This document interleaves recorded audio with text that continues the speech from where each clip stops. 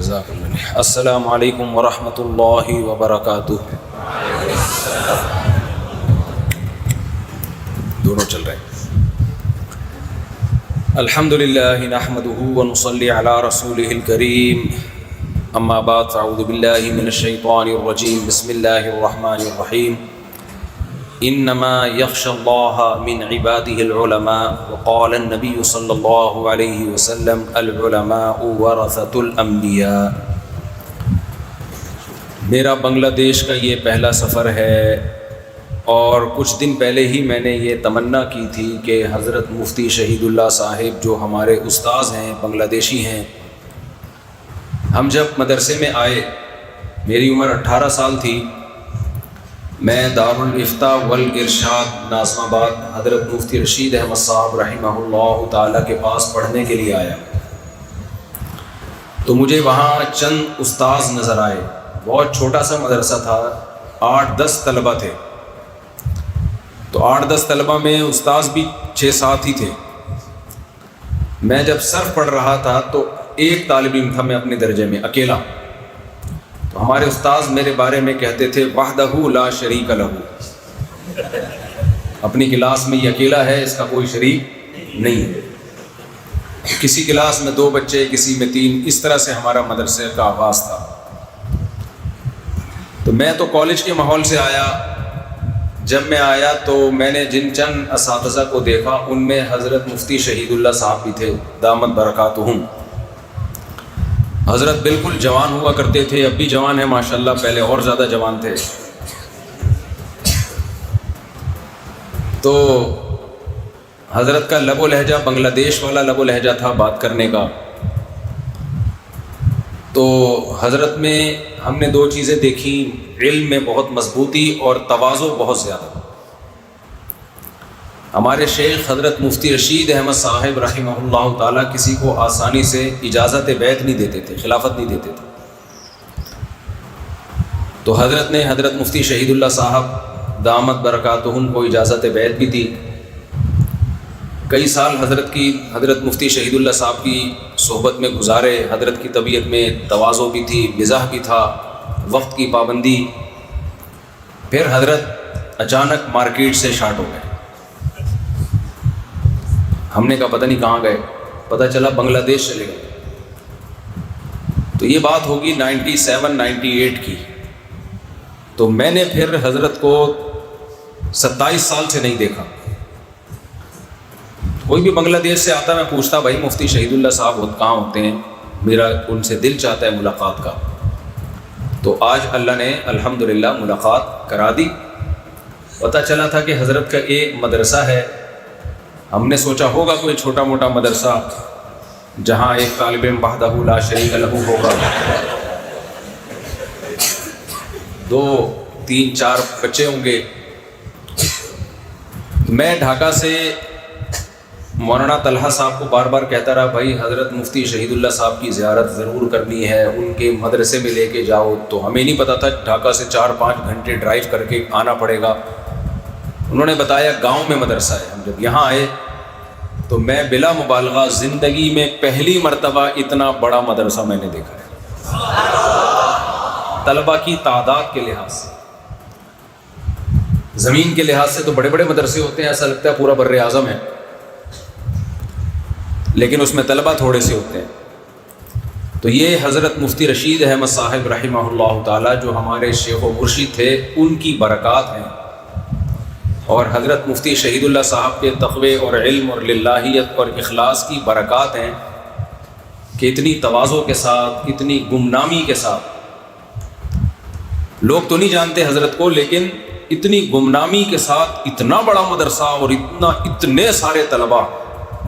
میں آج پوچھ رہا تھا کہ ان کو سنبھالتے کیسے ہیں، تا حد نگاہ طلبہ ہی طلبہ نظر آ رہے۔ تو یہ جہاں حضرت کی برکات ہیں، حضرت مفتی رشید احمد صاحب رحمہ اللہ تعالیٰ کی، حضرت مفتی شہید اللہ صاحب کی، وہاں یہ اسلام کے زندہ ہونے کی بھی علامت ہے۔ دنیا میں کسی مذہب کے ماننے والے اس طرح سے علم حاصل نہیں کرتے کہ 8 سال 9 سال 10 سال اپنی عمر کا بہترین حصہ، اپنی جوانی کا بہترین حصہ دین کا، اپنے مذہب کا علم سیکھنے میں لگائیں. کہیں بھی نہیں ہوتا پوری دنیا میں. کبھی آپ نے سنا عیسائی لڑکوں نے نوجوانوں میں 8 سال کے لیے عیسائیت سیکھنے میں وقف کر دی؟ اور یہ سب طلبہ رہائشی ہیں. جمعرات کو چھٹی ہوتی ہے نا؟ جمعرات کو بھی نہیں ہوتی چھٹی، پھر کس دن ہوتی ہے؟ بس ایک دن تو چھٹی ہوتی ہوگی نا. یہ کون سا؟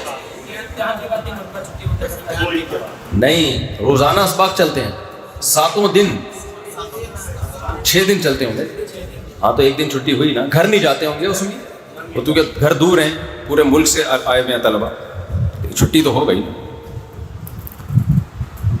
تو آپ بتاؤ دنیا میں کوئی مذہب ایسا ہے 8 سال طلبہ اپنی عمر کا بہترین حصہ جو جوانی کا حصہ ہوتا ہے وہ صرف دین کا علم سیکھنے میں لگا دیں اور اس کے بدلے میں ان کو ثواب کے سوا کچھ بھی نہ مل رہا ہو، صرف ثواب مل رہا ہو؟ ہم جب مدرسے میں آئے دارالفتہ میں تو ہم نے جب پڑھائی شروع کی تو لوگ ہم سے پوچھتے تھے بھائی یہ تم 8 سال 10 سال مدرسے میں لگاؤ گے تو تمہیں جو سرٹیفکیٹ ملے گا اس پہ کون سے ملک میں تمہیں اچھی جاب ملے گی؟ ہم کہتے تھے ہمارے اپنے ملک میں نہیں ملے گی، کسی اور ملک میں کہاں سے ملے گی؟ جاب نہیں ملے گی، کچھ بھی نہیں. کسی مدرسے میں تدریس مل جائے بڑی بات ہے. تو لوگ پوچھتے تھے پھر علم کیوں حاصل کر رہے ہو؟ تو اس کا جواب ہم اپنے شیخ سے لیتے تھے. حضرت مفتی رشید احمد صاحب رحمہ اللہ فرماتے تھے بھائی علم اللہ کے لیے حاصل کیا جاتا ہے اور اللہ سے دعا مانگی جاتی ہے کہ اے اللہ ہمیں علم بھی عطا فرما، عمل بھی عطا فرما اور پھر اس علم سے ہم سے دین کی خدمت لے لے. تو حضرت فرماتے تھے اللہ دین کی خدمت لیتا ہے، یہ ہمارے بس میں نہیں ہے. جس سے اللہ لینا چاہے اللہ اس سے خدمت لے گا، چاہے اس کے پاس کوئی ڈگری ہو یا نہ ہو. تو حضرت نے ہمیں یہ سکھایا کہ دعا مانگو بہت کثرت سے کہ اللہ دین کی خدمت لے لے. ایک دعا حضرت بہت سکھایا کرتے تھے طلبہ کو، آپ بھی یہ دعا یاد کر لیں، اے اللہ اخلاص کے ساتھ، عافیت کے ساتھ، قوت ہمت کے ساتھ اپنے دین کی خوب خوب خدمت لے لے. یہ 4 الفاظ سکھاتے تھے حضرت. 5واں لفظ میں نے تبلیغ والوں سے سیکھ لیا. میں جب حرم میں تھا عمرہ کرنے گیا تو وہاں میں نے ایک صاحب کو دیکھا، میں جب بیٹھا تھا نا رومال منہ پہ ڈال کے تاکہ کوئی مجھے پہچانا نہیں. بیت اللہ کے ساتھ نا میں بیٹھا تھا منہ پہ رومال ڈال کے، لیکن پھر بھی لوگ پہچانتے تھے تو آ کے سلام سیلفی، تو تھک جاتا ہے آدمی، تو میں تھوڑا سا ناراض ہوتا تھا. اچانک میں نے کیا دیکھا، ایک صاحب آئے میرے پیچھے سے کندھا دبانے لگے. میں تھکا ہوا تھا، آپ کو پتہ ہے عمرہ کر کے تھکاوٹ بہت ہوتی ہے. وہ انہوں نے ایسے اسٹائل سے دبایا کہ میں بھی گھننا، سمجھتے ہیں گھننا؟ اردو کا لفظ ہے گھننا. گھننا کا مطلب ہوتا ہے، ابھی کیا مطلب سمجھائیں؟ پھر وہ تو اردو آپ لوگ پڑھ رہے ہو ماشاءاللہ، اس میں استاد سے پوچھ لینا گھننا کا مطلب بتائیں. گھننا کا مطلب بتایا نہیں جا سکتا، دکھایا جا سکتا ہے. دکھائیں گے یہ گھننا ہے وہ سمجھ میں آ جائے گا. تو میں گھننا بن گیا اور میں نے کہا کوئی بندہ دبا رہا ہے بس دبانے دو، مزہ آ رہا ہے، دیکھو ہی نہیں پیچھے مڑ کے. تو انہوں نے ایسا کندھے پہ دبانا شروع کیا، سر میں مالش شروع کی، مجھے بڑا مزہ آیا. میں نے کہا یہ تو بڑا مزہ آ رہا ہے. تو میں نے دیکھا ہی نہیں پیچھے مڑ کے کون ہے. میں نے کہا جو ہو رہا ہے خود سے ہونے دو. تو جب کچھ دیر گزر گئی تو میں نے پھر پیچھے مڑ کے دیکھا تو وہ سفید ریش بزرگ تھے، بوڑھے آدمی تھے. مجھے بڑی شرم آئی. میں نے کہا یہ بوڑھے آدمی میرے کو 4 شادیوں والے کو دبا رہے ہیں، یہ اچھا نہیں ہے. تو میں نے پھر ان سے معافی مانگی. میں نے کہا میں نے تو نہیں دیکھا تھا آپ کو. اصل میں انہوں نے دیکھا کہ میرے بارے میں کہ میں کسی کو بیٹھنے نہیں دے رہا اپنے ساتھ، جو بھی آتا ہے باتیں کرنا شروع کر دیتا ہے. تو انہوں نے یہ طریقہ اختیار کیا کہ ادھر سے دبانا شروع کرو، اس کو مزہ آئے گا تو یہ خود ہی تھوڑی دیر میں مجھ سے پوچھے گا. یہ بھی ایک طریقہ ہوتا ہے. تو میں نے پھر ان سے بات چیت شروع کی، آپ کہاں سے آئے ہیں؟ انہوں نے بتایا پتہ نہیں یہ کون سے نمبر کا عمرہ ہے ان کا. کہتے ہیں میں نے یہاں بیت اللہ کے سامنے جو ملتزم ہے اس پہ میں یہاں کتنے لوگوں کو اسی طرح سے دین کی دعوت کے کام میں لگا چکا ہوں 20-25 سال سے. یہی میرا طریقہ ہے۔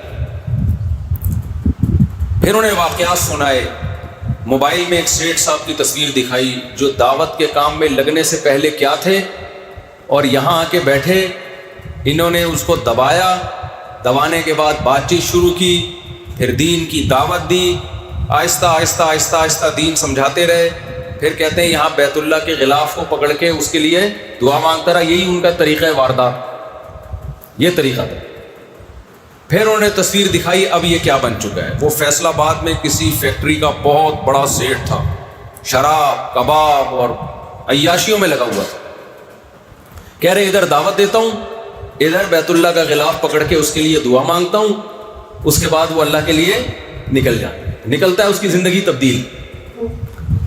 کہہ رہے ابھی وہ جو عیاش شخص تھا جو بالکل عیش و عشرت میں تھا، ابھی مسجد نبوی میں ہے اور اس نے کہا ہے کہ میں مسجد نبوی میں 10,000 مرتبہ درود کی تسبیح مکمل کروں گا، پھر اس کے بعد واپس آؤں گا، اور تبلیغ میں نکل گیا۔ تو ایسے وہ 20 سال سے دعوت کا کام کر رہے، پتہ نہیں کتنے لوگوں کو اللہ کی راہ میں نکال چکے۔ اس وقت مجھے ایک اندازہ ہوا کہ دین کی خدمت اللہ بہت سو سے لے لیتا ہے، خدمت کا جذبہ پیدا ہونا یہ بہت کم لوگوں میں ہوتا۔ وہ جو بزرگ تھے وہ دین کی خدمت تو بہت سے لوگوں سے اللہ لے رہے، لیکن وہ والا جذبہ کیا ہر ایک میں ہوتا ہے؟ جذبہ تو دیکھو بھائی کیسی فکر ہے، ادھر حرم میں ہی بیٹھے ہوئے ہیں، ادھر ہی لوگوں کو دعوت، اور پھر ادھر پاؤں دبانا، سر دبانا۔ ہم تو دعوت دیتے ہیں بھائی دین پہ آنا ہے آؤ، نہیں تو جاؤ جہنم میں۔ دین پہ چلنا ہے اچھی بات ہے، نہیں چلنا جاؤ جہنم بھی۔ تو بہت سے لوگ جہنم میں بھی جائیں گے کہ نہیں جائیں گے؟ کیا خیال ہے؟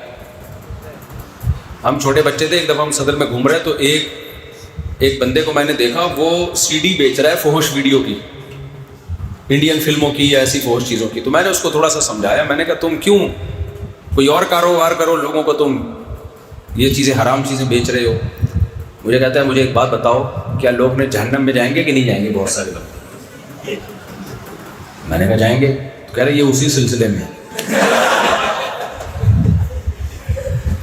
کہہ رہا سب نے جنت میں تھوڑی جانا ہے، جو جہنم میں جانے کے لیے میں نے یہ انتظام کیا ہوا ہے کہ جس نے جانا ہے یہ خریدے جائے جہنم میں۔ تو میں نے کہا وہ تو چلے جائیں گے، تجھے بھی اپنے ساتھ گھسیٹیں گے۔ تو کچھ لوگوں کا یہ ہے بھائی جاؤ جنت میں جاؤ، جاؤ جہنم میں جاؤ۔ تو اس لیے اللہ سے کیا دعا مانگنی چاہیے؟ اے اللہ قوت کے ساتھ، طاقت کے ساتھ دین کی خدمت پہ، ہمت کے ساتھ، طاقت بھی ہو دین کی، بعض دفعہ طاقت ہوتی ہے ہمت نہیں ہوتی، سست ہوتا ہے انسان۔ عافیت کے ساتھ، بعض دفعہ دین کی کام میں آزمائشیں اتنی آتی ہیں کہ کسی بڑی مشکل میں پھنس جاتا ہے، تو عافیت کے ساتھ۔ اے اللہ قوت، ہمت، عافیت، 4 لفظ میں نے استعمال کیے تھے نا۔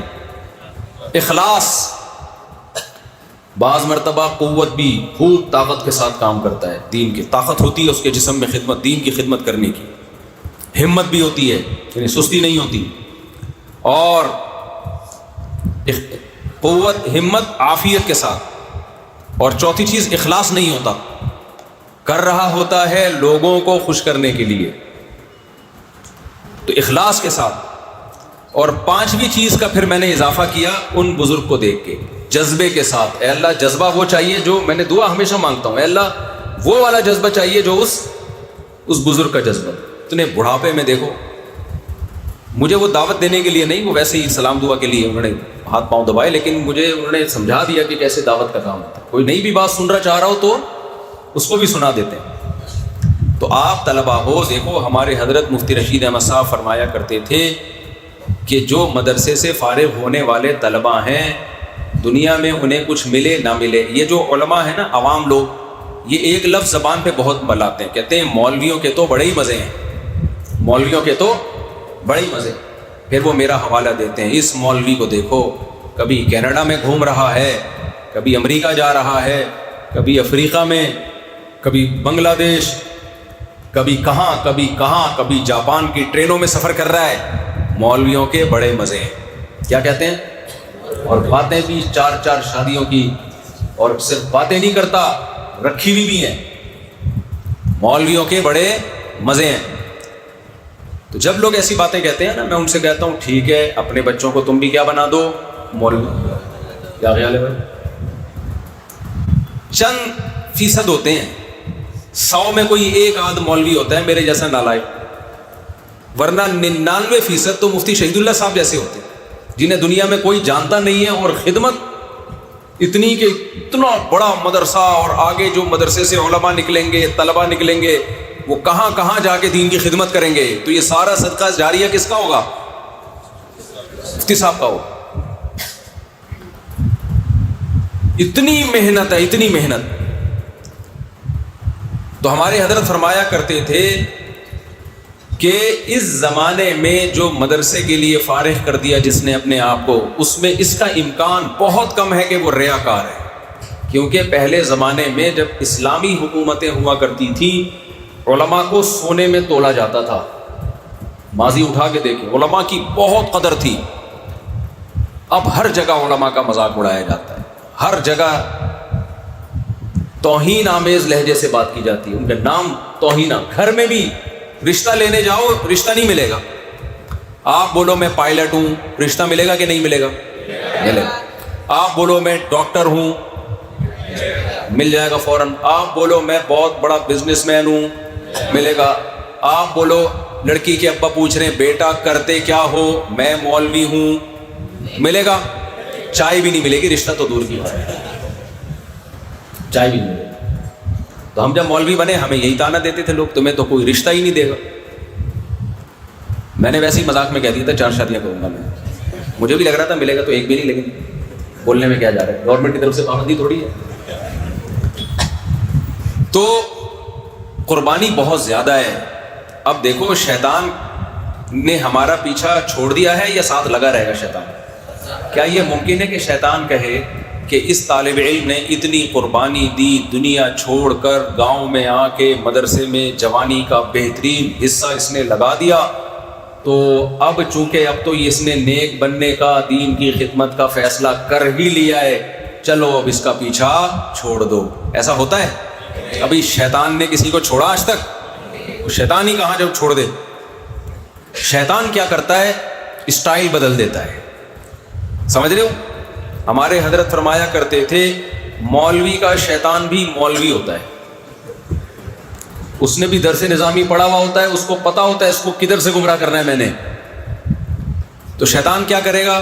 جب آپ نے اتنی بڑی قربانی دی، مدرسے میں آئے، تو آپ سے وہ کام کروانا شروع کرے گا جس سے آپ کے اعمال ضائع ہو جائیں. سب سے پہلی بات آپ کے دل میں آپ سے محنت کے جذبے کو ختم کرے گا. پڑھو نہیں، بس آپ آئے مدرسے میں، کبھی فیس بک دیکھ رہے ہیں، کبھی ٹک ٹاک دیکھ رہے ہیں، کبھی اس سے بات، کبھی اس سے دوستی، کبھی اس سے گپ شپ. پڑھائی میں دلچسپی نہیں ہے. تو 8 سال گزرنے کے بعد، 8 سال یہ کوئی فیکٹری تھوڑی ہے، بھٹی تھوڑی ہے جس میں کوئی چیز ڈالو، بھٹی میں کچھ بھی ڈالیں گے وہ نکل کے آ جائے گی. ایسا ہی ہے نا؟ آپ بھٹی پتہ ہے کسے کہتے ہیں؟ بھٹی یا سانچے میں برف کے جو آئس کیوب ہوتی ہیں ان میں پانی ڈالو گے برف بن کے نکل آئے گا. تو بعض طلبہ نے یہ سمجھ لیا ہوتا ہے کہ ہم مدرسے میں آ گئے، 8 سال ہم گزاریں گے، عالم مفتی بن کے مارکیٹ میں آ جائیں گے. ایک فیکٹری ہے، گنے کا رس ہے، ادھر سے گنا ڈال رہے ہیں، ادھر سے رس نکل کے باہر آ رہا ہے. تو ادھر سے اپنے بچے کو ماں باپ نے مدرسے میں ڈالا، ادھر سے مفتی بن کے باہر نکل گیا. ایسا نہیں ہوتا بھائی، ایسا بالکل بھی نہیں ہوتا. آپ جب اس فیکٹری میں آؤ گے، شوق سے پڑھو گے، مطالعہ کرو گے، استاذ کے سبق میں دھیان دو گے، پوری ذمہ داری کے ساتھ پھر تکرار کرو گے. حضرت مولانا اشرف علی تھانوی رحمہ اللہ تعالیٰ نے لکھا ہے کہ پڑھنے کے لیے کون کون سے درجات، کون کون سے اسٹیپ سے گزرنا ضروری ہے. اس کے بغیر کتابیں آپ کی سمجھ میں نہیں آئیں گی، نہ آپ کی کوکڑی شریف میں بیٹھیں گی. حضرت حکیم الامہ نے لکھا ہے کیا تجربوں سے. فرمایا سب سے پہلا آپ کا جو کل سبق ہے، ہدایہ پڑھنی ہے، قدوری پڑھنی ہے، بخاری پڑھنی ہے، ترمذی پڑھنی ہے، سب سے پہلے آپ اس کو خود سمجھو. استاذ کے سمجھانے سے پہلے عبارت بھی اس کی خود حل کریں، بغیر اعراب والی عبارت وہ بھی حل کریں. پھر عربی شروحات دیکھ کر اس کو سمجھنے کی کوشش کریں کیا لکھا ہوا یہ، اور اتنا مطالعہ کریں اس کا کہ آپ معلومات اور مجہولات ایک دوسرے سے جدا ہو جائیں. سمجھ میں آیا؟ معلومات مجہولات. مثال کے طور پر فقہ کی پہلی کتاب ہے قدوری. آپ نے کیا کرنا ہے؟ کل آپ کا سبق ہے، آج آپ نے قدوری کا خود مطالعہ کرنا ہے. آپ کہو گے ہم نے تو استاد سے پڑھی نہیں, ہمیں کہاں سے سمجھ میں آ گیا. اگر سمجھ میں آ رہی ہوتی تو استاد سے پڑھنے کی کیا ضرورت ہے؟ بھائی آپ سمجھو کیا لکھا ہوا ہے اس میں, خود سمجھو. بنگلہ دیشی بنگالی کتاب یا اردو کتاب بنگلہ زبان یا اردو زبان دیکھنے کی اس میں اجازت نہیں ہے. جاہل رہ جاؤ زیادہ اچھا ہے. لیکن یہ علوم عربی میں ہے, عربی کتابیں پڑھنے کی صلاحیت نہیں آئے گی تو کوئی فائدہ نہیں ہے. آج تک کبھی آپ نے دیکھا کوئی ڈاکٹر اردو کتابیں پڑھ کے ڈاکٹر بناؤ؟ جب MBBS میڈیکل سائنس کا نصاب انگلش میں ہے تو وہ انگلش میں ہی پڑھا جائے گا. جب تک اردو میں کنورٹ نہیں ہوتا. ہو جائے کنورٹ تو ایک الگ بات ہے, ابھی تک تو نہیں ہوا. اب ڈاکٹر کیا کر رہے ہیں, انگلش کتاب ہے اس کا گوگل سے اردو ترجمہ کر کر کے لوگوں کو ٹیکے لگا رہے ہیں. پیناڈول کا اردو ترجمہ ٹیکا لگا رہے ہیں. اردو میں پتہ نہیں کیا نکلی وہ گولی پیناڈول کی, دافع درد شقیقہ, یہ اردو ترجمہ ہوگا پیناڈول کا. تو وہ تو بیڑا غرق کر دے گا. اب ہمارے طلبہ کیا کر رہے ہیں, کتابوں کا کی اپنی مادری زبان میں, چاہے وہ بنگلہ دیشی زبان ہو چاہے وہ اردو زبان ہو, اس میں ترجمے کر کر کے رٹے لگا لگا کے سبق یاد کر رہے ہیں. اس سے بیڑا کیا ہو جائے گا, غرق, برباد صلاحیتیں. آج جو مارکیٹ میں اتنے نئے نئے مفتی آ رہے ہیں نا, افلاطون بنے ہوتے ہیں, سقراط, ایسے ایسی تحقیقات آ رہی ہیں اس لیے کہ جاہل ہوتے ہیں. اگر وہ جاہل نہ ہوتے تو مجتہدین کے خلاف کبھی نہ چلتے, اپنی رائے کبھی قائم نہ کرتے. کیونکہ آپ 15ویں صدی میں تھوڑی ہم محققین پیدا ہو رہے ہیں کوئی نئے. اسلام تو بہت پرانا ہے. مجھ سے لوگ کہتے ہیں نا کہ ہم قرآن حدیث کو مانتے ہیں, امام حنیفہ کو نہیں مانتے. میں کہتا ہوں امام حنیفہ شاید تورات انجیل کو مانتے تو ہیں, ان کے جو فتوے ہوتے تھے شاید تورات انجیل سے ہوتے تھے. چونکہ خود جاہل ہیں, ابو حنیفہ رحمہ اللہ تعالیٰ کے قول کی دلیل سمجھنے کی صلاحیت ہی نہیں ہے, حدیثوں کے ترجمے تک نہیں آتے ہیں. تو پھر ایسی جگہ پر محققین, نام نہاد محققین ہی پیدا ہوں گے. اور ان محققین جو مارکیٹ میں آ رہے ہیں نا نئے نئے, ہر مفتی کا فتویٰ دوسرے سے الگ ہوتا ہے. علامہ اقبال نے کہا تھا, ہر شاخ پہ الو بیٹھا ہے انجام گلستان کیا ہو. افریقہ میں گیا, وہاں بھی ہمارے مدارس. میں نے پوچھا بھائی کیا یہاں پر ہمارے علماء کے علاوہ وہ فقہ شافعی پڑھاتے ہیں؟ وہاں پہ ہیں ہمارے مدارس, مگر پڑھاتے کیا ہیں؟ فقہ شافعی, کیونکہ شافعی لوگ زیادہ ہیں. حضرت شیخ الحدیث مولانا زکریا رحمہ اللہ نے ان کو سمجھایا تھا کہ یہاں کا فقہ چینج نہیں کرنا, تبدیل نہیں کرنا, جو فقہ ہے وہی پڑھاؤ ان کو جو عوام میں رائج ہے. تو 8 سال پڑھاتے ہیں, عالم بناتے ہیں. کہتے ہیں ہم یہاں 8 سال میں بھی مقلد بناتے ہیں شافعی فقہ کا, اور یہاں جو دوسرے حضرات آتے ہیں نا محققین, وہ 2 سال میں مجتہد بنا کے نکالتے ہیں. ہم 8 سال میں نہیں مجتہد بنا پا رہے, یہ 2 سال میں مجتہدین کے ساشے نکل رہے ہیں. ساشے پتہ ہے, چھوٹی پیکنگ کے مجتہد. اور وہ مجتہد مارکیٹ میں آتا ہی ابو حنیفہ کا یہ قول غلط, قرآن و سنت کے خلاف. امام مالک کا یہ قول قرآن و سنت کے خلاف. پھر دوسرے کا قول اس کے خلاف, تیسرے کا قول ان دونوں کے خلاف, چوتھے کا قول ان تینوں کے خلاف. عجیب تماشا بنا لیا. تو علم عمق جب پیدا ہوتا ہے, گہرائی, تو اختلاف بڑھتا نہیں ہے, کم ہوتا ہے. اور جب علم میں کمزوری ہوتی ہے تو اختلاف بڑھتا ہے. ہر آدمی محقق, میرا فتویٰ, میری رائے, میرا قول. او بھائی جاہل ہے تو, تیرا قول کہاں سے آ گیا؟ تو مارکیٹ میں نیا آیا ہے, 1400 سال سے لوگ گھاس کھا رہے تھے کیا؟ مشہور واقعہ ہے نا امام مالک کے. ایک افریقہ میں ایک عورت گئی مفتی صاحب سے مسئلہ پوچھنے کے لیے, وہ بھی کوئی مجتہد تھے. کہنے لگی کہ مجھے اس مسئلے کا جواب دیں. اس مفتی صاحب نے کہا امام مالک کا قول بتاؤں, کیونکہ امام مالک کی فقہ بہت ہے, یا قرآن و حدیث سے بتاؤں؟ اس نے کہا امام مالک کا قول بتا دے. وہ قرآن حدیث تو اس سے زیادہ اچھا سمجھتے تھے, تو قرآن و حدیث کے نام پہ پتہ نہیں کیا پہنا دے گا مجھے. خیر یہ الگ ٹاپک ہے, اس پہ میں آؤں گا انشاءاللہ. تو محنت میں پہلا کام کیا کرنا ہے؟ سب سے پہلے جو کتاب آپ نے صبح پڑھنی ہے, رات کو اس کا اچھی طرح سے مطالعہ کر کے خود سمجھنا ہے. خود سمجھنے میں پورا نہیں سمجھ میں آئے گا.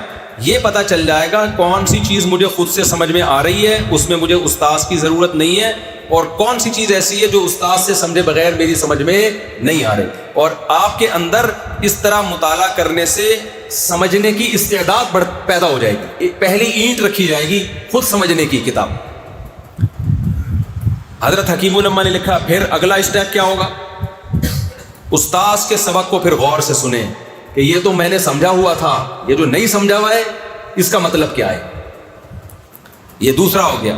تیسرا درجہ کیا ہے؟ پھر تکرار کر کے, آپس میں تکرار کر کے اس کو اچھی طرح سے ذہن نشین. تکرار کسے کہتے ہیں؟ خود طلبہ کو جمع کر کے وہ پڑھا دو. اس طرح سے اگر آپ کتابیں پڑھو گے تو پڑھنے کے ساتھ ساتھ آپ کے اندر پڑھانے کی صلاحیت پیدا ہو جائے گی. ہم نے کتنی کتابیں ایسی ہیں مدرسے میں پڑھی اور پڑھتے ہی پڑھانا شروع کر دی. بلکہ اس سے کتاب سمجھنے کی ایسی صلاحیت پیدا ہوگی کہ بہت سی کتابیں جو آپ نے نہیں بھی پڑھی ہیں جب آپ کے ہاتھ میں آئیں گی آپ مطالعہ کر کے پڑھا دو گے, کیونکہ پڑھنا آ گیا ہے, آپ کو سمجھنا آ گئی یہ کتاب. اور بہت سے مدرسوں میں کیا ہوتا ہے, استاذ آتے ہیں بیٹھ کے پڑھنا شروع کرتے ہیں, طالب علم ہل رہا ہوتا ہے, وہ ہلتا رہے گا قیامت تک, اسے کچھ بھی نہیں آئے گا, کچھ بھی نہیں آئے گا اسے. وہ کاپیوں پہ کاپیاں نوٹس تیار کرتا جائے گا. ایک طالب علم تھا نا گاؤں میں, استاذ پڑھاتے تھے اور وہ لکھتا رہتا تھا کیا پڑھا رہے ہیں, تو 8 سال میں اس نے اتنے رجسٹر جمع کر لیے, علم کے خزانے لے کے چلا. وہ طریقے سے نہیں پڑھا جو حکیم الامہ نے بیان کیا ہے. جب سارے خزانے لے کے اپنے گاؤں میں گیا, لوگوں نے کہا 8 سال پڑھ کے آیا ہے, بہت بڑا کوئی مفتی بن گیا ہوگا. اب اس سے جو مسئلہ پوچھیں وہ کہہ رہے وہ کتاب میں, اب وہ والا سبق تلاش کرے گا. ایک دن کئی بکریاں آئیں, اس کی کتابیں ہی کھا گئیں. اب لوگ اس سے کچھ پوچھتے, وہ کہتا بکری کے پیٹ میں. سارے علوم کہاں گئے, بکری کے پیٹ میں. تو شیطان یہ اس کام سے آپ کو روکے گا. سمجھ رہے ہو کہ نہیں سمجھ رہے؟ اس محنت میں سب سے بڑی رکاوٹ بنتی ہے دوستیاں, اور آج کل سوشل میڈیا. ٹک ٹاک پہ بیٹھ جاؤ, ایک ریل, دوسری ریل, تیسری ریل, چوتھی ریل, 5ویں ریل, 6ٹھی ریل, ٹھک ٹھک ٹھک ساری رات گھماتا رہتا بیٹھ گیا. دوسری چیز کیا ہے, شکوت الی وکیع سوء حفظی فاوصانی الی ترک المعاصی فان العلم نور من الہی ونور اللہ لا یعطی لعاصی. وکیع بن جراح بہت بڑے محدث, جرح و تعدیل کے امام شافعی نے شکایت کی حافظے کی کمزوری کی, تو انہوں نے کیا فرمایا کہ طالب علم جو گناہوں سے نہیں بچتا اللہ اس کو علم کمال نہیں عطا فرماتا, اور اگر علم دے بھی دیں تو وہ علم امت میں فائدے کے بجائے عذاب اور نقصان کا سبب بنتا ہے. کیونکہ جب انسان شہوت پرستی میں آتا ہے نا تو پھر مفتی کا فتویٰ بھی بدلتا ہے. کیا ہوتا ہے, وہ لوگوں سے متاثر بھی ہوتا ہے, آنسو دیکھ کے فتویٰ تبدیل کر دے گا, کبھی پیسوں سے فتویٰ تبدیل کر دے گا, کبھی لالچ سے, کبھی آنسوؤں سے. 3 طلاق کے مسئلے میں کیا ہوتا ہے, عورتیں چیختی ہوئی آتی, گھر اجڑ گیا, گھر اجڑ گیا. ہم جب قرآن و سنت میں دیکھتے ہیں کسی ایک صحابی نے بھی فتویٰ نہیں دیا کہ 3 طلاقیں ایک ہوتی ہیں, لیکن آپ دوسرے کے جذبات سے متاثر ہو کے اللہ کے قانون کو تبدیل. بعض دفعہ آپ کو پتا ہوتا ہے یہ مظلوم ہے, یہ ظالم ہے, لیکن ظالم سے آپ کا ریلیشن ہوتا ہے, تعلق ہوتا ہے, تو آپ کا فتویٰ بولو تبدیل. ہمارے نبی کے پاس ابو طلحہ انصاری آئے, یا رسول اللہ, اللہ نے فرمایا ہے لن تنالوا البر حتى تنفقوا مما تحبون, تم نیکی کی حقیقت کو اس وقت تک نہیں پہنچ سکتے جب تک محبوب ترین چیز اللہ کی راہ میں صدقہ نہ کرو. میرا یہ باغ ہے, میں اللہ کی راہ میں صدقہ کرنا چاہتا ہوں.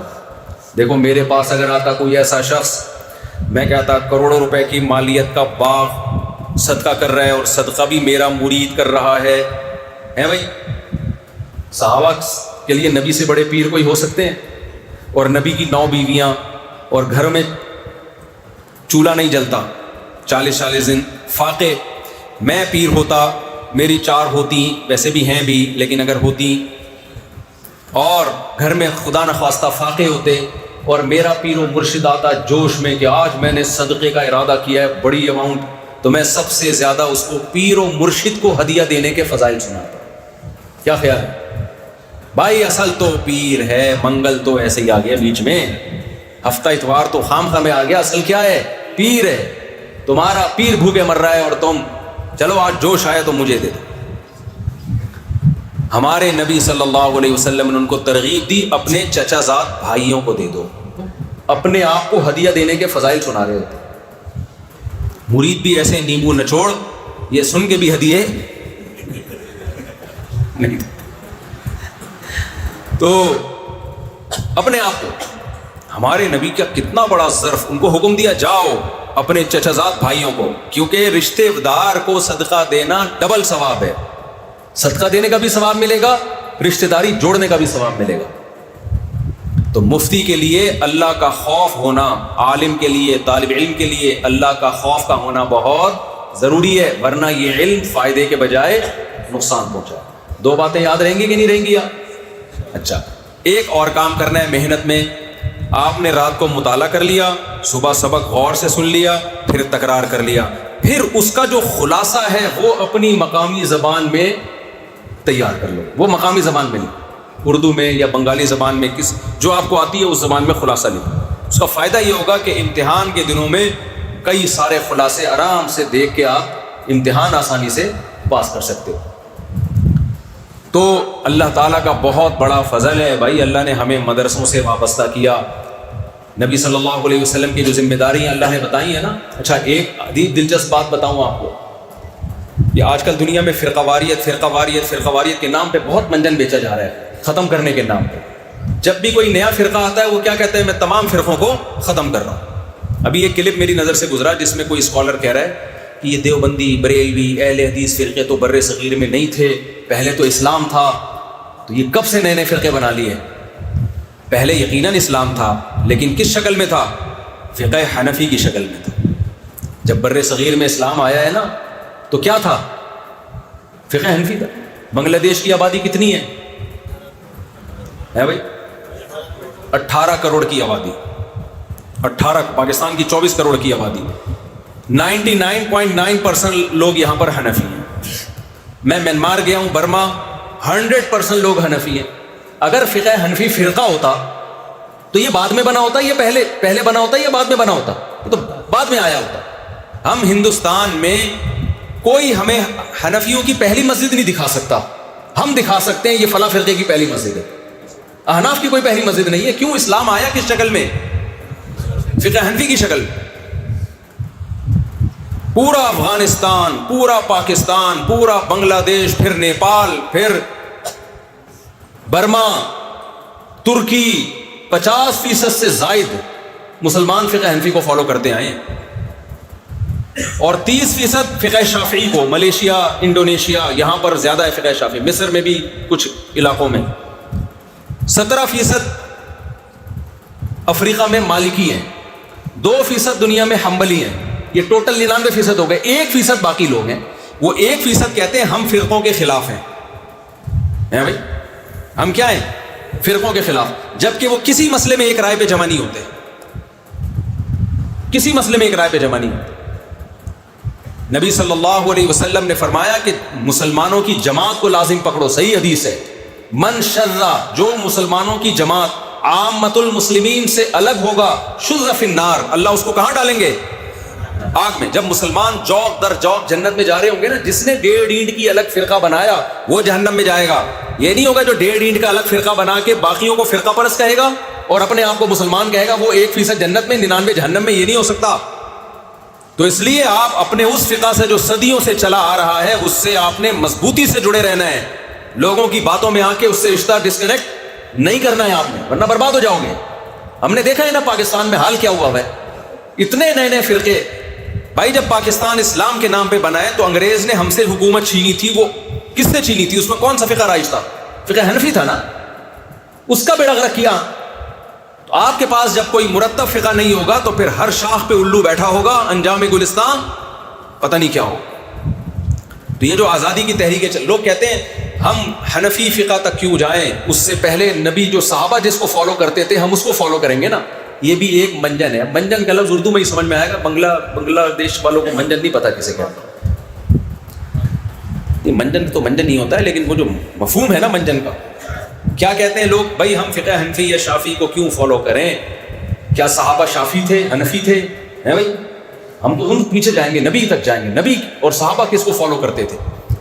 ایسے لوگوں کو کہا کرو ہم مصحف عثمانی کو کیوں فالو کریں، ہم مصحف محمدی کو کیوں نہیں فالو کریں، ابو بکر کے مصحف کو کیوں نہیں فالو کریں؟ یہ معقول جواب ہوگا؟ بھائی مصحف عثمانی یہ وہی مصحف ہے جو صحابہ تابعین کا تیار کردہ ہے۔ صحابہ کا نے جب دیکھا کہ بہت سارے مصاحف ہیں، اختلاف ہو رہا ہے، تو سب کو ایک مصحف پہ جمع کر دیا۔ مرتب اس کے جمع کرنے والے چونکہ حضرت عثمان تھے، اس لیے اس مصحف کو نام کیا دے دیا گیا؟ مصحف عثمانی۔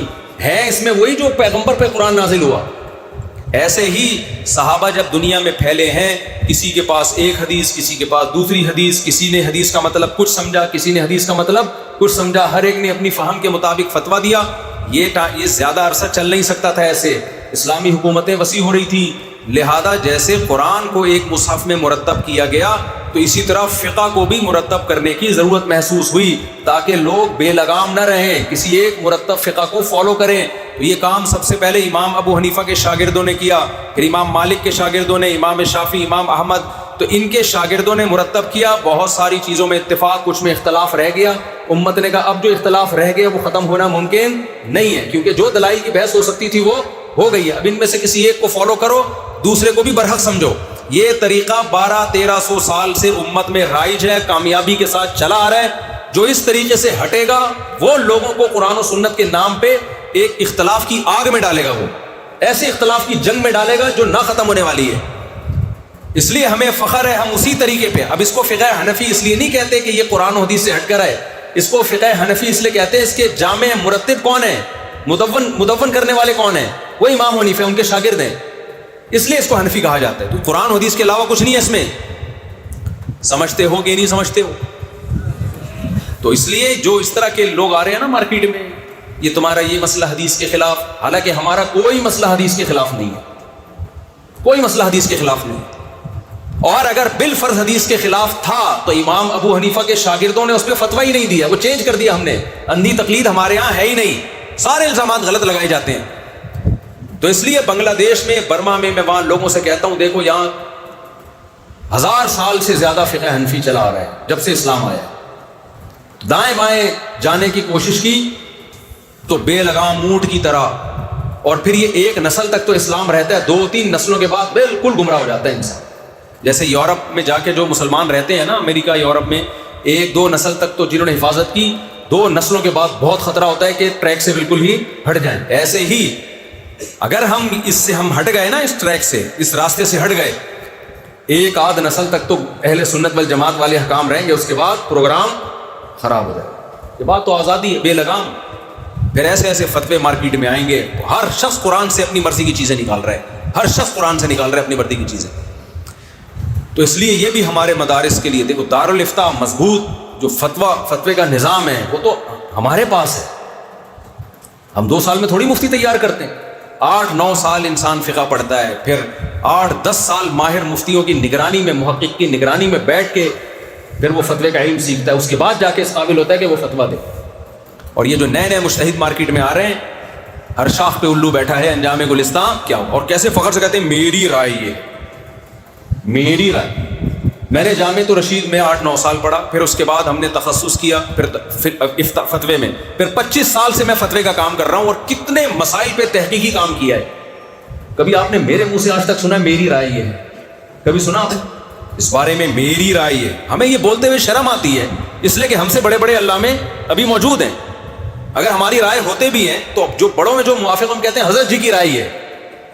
یہ بے ادب گستاخ بنا دیا پبلک کو، اور اس کو نام دے دیا تحقیق کا. یہ تحقیق نہیں ہے، یہ بے لگامی ہے. ہاں ایک بات خوب اچھی طرح سمجھ لو، ہم فقہ حنفی کو فالو کرتے ہیں، درست فقہ شافعی کو بھی سمجھتے ہیں، فقہ مالک کو بھی، فقہ حنبلی کو بھی، لیکن فقہ حنفی کے اس قول کو جس کو دلیل کی بیس پہ علماء نے ترجیح دے کر اس پہ فتویٰ دیا ہے. فقہ حنفی میں کی کتابوں میں لکھا ہوا ہر قول فقہ حنفی بولو نہیں ہوتا. جس کو دلیل کی بیس پہ ہمارے مشائخ نے ترجیح دے کے اس پہ فتویٰ دیا، اس لیے کہتے ہیں نا مفتہ بھی قول، جس پہ فتویٰ دیا گیا ہے. ہم نے ہر بدعت امام ابو حنیفہ کے کھاتے میں ڈالی ہوئی ہے، اس کا فقہ حنفی سے کوئی تعلق بولو. ابھی جو اسپیڈ کے ساتھ تراویح ہوتی ہے نا، تراویح اسپیڈ کے ساتھ، یہ جو ہماری سوسائٹی میں بدعتیں رائج ہیں، اہل حدیث حضرات کہتے ہیں دیکھو تقلید کا نتیجہ اتنی بدعتیں ہو گئی. بھائی یہ مجتہدین کی تقلید کے ترک کرنے کا نتیجہ ہے. اگر کرتے تو یہ بدعتیں نہ کرتے، یہ ترک کرنے کا نتیجہ ہے کہ یہ بدعتیں آ گئی ہیں. تو بدعت سے بھائی اسی طرح جو مشرکانہ عقائد ہیں اس کا فقہ حنفی سے کوئی تعلق نہیں ہے. بھائی جتنے توحید پرست ہم ہیں، توحید بر صغیر میں سکھانے والے ہم ہیں. اگر علماء دیوبند نہ ہوتے تو توحید کا جو اچار ڈل چکا ہوتا بر صغیر میں. ہمارے کسی اکابر کی قبر ایک بالش سے اونچی نہیں ہے، کسی کی قبر پکی نہیں ہے. تو اس لیے آپ جس فقہ سے وابستہ ہے اس سے جڑے رہیں. اور جو میں نے آپ کو محنت کا طریقہ بتایا، اور یہ آج سے تھوڑی ہے، تو اسلاف سے چلا آ رہا ہے. امام بخاری کا جو شہر ہے میں دیکھ کر آیا ہوں، وہاں فقہ حنفی رائج ہے. خود امام بخاری کے شہر میں قانون میں لوگوں نے امام بخاری کے شہر میں رہتے ہوئے حدیث میں امام بخاری کو فالو کیا ہے. اسلامی قانون میں بخاری کے شہر میں بخارا والوں نے امام ابو حنیفہ کو فالو کیا، آج تک، آج بھی ہیں. تو اس لیے جس فقہ سے آپ وابستہ ہو اس سے مضبوطی سے قائم رہو، اور مضبوطی سے پڑھتے تو ہم چاروں فقہ ہیں، ایسا ہی ہے نا. علم تو سب میں حاصل کرنا ہے، قائم کس پہ رہنا ہے؟ ایک پہ. اور مجتہد بن کے کوئی نئی چیز مارکیٹ میں لانے کی کوشش کی تو مجھے اگر اکیلے میں ملے تو رکھ کے چماٹ مارو گا. پھر آپ واجب الچماٹ ہو. کیا ہو؟ ایک ہوتا ہے واجب القتل، ایک ہوتا ہے واجب التعزیر. آفاق ہے نا وہ لندن والے جو کافی لوگ بناتے ہیں، آفاق احمد نام ہے اس کا، جو یو کے میں بڑے اچھے، اس نے کسی کے بارے میں کہا وہ شخص واجب الچماٹ ہے. میں نے کہا کہ نئی اصطلاح مارکیٹ میں آئی ہے، واجب القتل بھی سنا تھا، واجب التعزیر بھی سنا تھا، تو اب تعزیر تو ہم لگا نہیں سکتے. تو اگر ایسا کام کیا تو آپ کے اساتذہ کی نظر میں آپ کیا ہو؟ واجب الچماٹ. اور میں نے دیکھا ہے جو بھی جمہور سے ہٹتا ہے نا وہ ویسے ہی اللہ اس سے پھر دین کی خدمت لیتے ہی. تو جو جمہور کے طریق پہ چلتا ہے، ہاں بدعتوں میں کسی کو فالو نہیں کرنا، تو جمہور کے طریقے پہ چلو گے تو دنیا میں بھی عزت، آخرت میں بھی عزت. اور جو عامت المسلمین کے راستے سے ہٹا تو حدیث موجود ہے اس کے بارے میں، من شذ شذ، جو ہٹے گا آخرت میں بھی ہٹے گا. اللہ تعالی ہمیں سمجھنے کی اچھا ایک آخری سوال کا جواب. لوگ کہتے ہیں اکثریت کو تو فالو کرنے سے قرآن نے منع کیا ہے. بھائی وہ غیر مسلموں کے، وہ انسانوں میں اکثریت کو فالو کرو گے تو گمراہ ہو جاؤ گے، کیونکہ اکثر غیر مسلم ہیں. مسلمانوں میں تو اکثریت جہاں ہوگی یہ بہت بڑی علامت ہے کہ حق وہاں پر ہوگا. مسلمانوں میں اکثریت گمراہ نہیں ہو سکتی. چند لوگ، کیونکہ جو حدیث میں آتا ہے جو جماعت المسلمین سے ہٹے گا، اس کی تشریح کیا ہے؟ عامت المسلمین سے. دوسری حدیث میں اس کی تشریح عامت المسلمین سے، جو ہٹے گا، جو عام مسلمانوں سے ہٹے گا وہ جہنم میں جائے گا. اللہ تعالیٰ سمجھنے کی، عمل کی توفیق عطا فرمائے اور آپ سب کی 4 شادیاں کرائے.